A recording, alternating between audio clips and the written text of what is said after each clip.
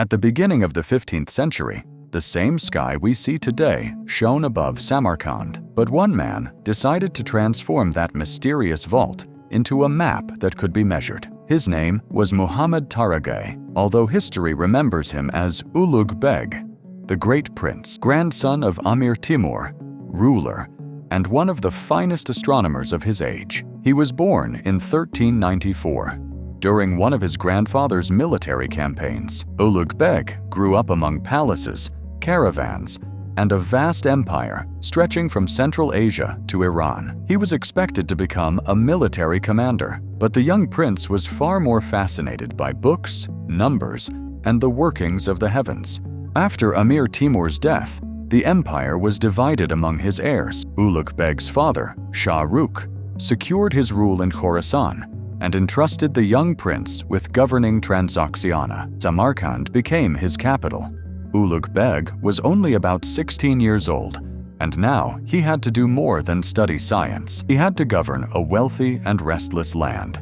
Under his rule, Samarkand became a major center of education. A madrasa was built on Registan Square, its facade decorated with patterns resembling the night sky. Mathematics, geometry, philosophy, and astronomy were taught there. Ulugh Beg was more than a patron. According to tradition, he took part in lessons himself and personally tested the students' knowledge. The finest scholars of the East came to his court. Qadi Zada al-Rumi was his teacher and a distinguished mathematician. Jamshid al-Kashi became famous for calculations of extraordinary precision. Ali Kushji was a gifted astronomer who would later help preserve Samarkand's scientific legacy. Together, they pursued one ambitious goal: to observe the sky more accurately than anyone before them. Around 1420, construction began on an observatory on a hill north of Samarkand. It was a circular, multi-story building covered with colorful tiles. At its center stood an enormous arc aligned from north to south. Its radius was about 40 meters, and its lower section descended into a trench cut deep into the ground. With this instrument, the astronomers measured the altitude of celestial bodies as they crossed the meridian. Their observations continued for many years. They waited for clear nights, compared readings, repeated calculations, and corrected the smallest errors. This was not a romantic walk beneath the stars. It was the painstaking work of generations of researchers. Their greatest achievement became known as the Zij-e-Ulugh Beg. It contained calendar tables, mathematical calculations, and a catalogue of more than 1,000 stars. The positions of most of those stars were measured directly in Samarkand.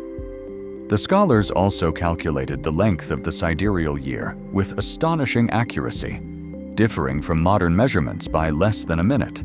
But scientific achievement could not protect Ulugh Beg from political conflict. After his father's death, he was forced to fight for control of the Timurid state. He was a brilliant scholar, but he did not possess the ruthless character of the great conquerors. Rivals, religious opponents, and eventually his own son, Abd al-Latif, turned against him. In 1449, Ulugh Beg's army was defeated. He was forced to surrender power and was told that he could leave on a pilgrimage. But the journey was a trap.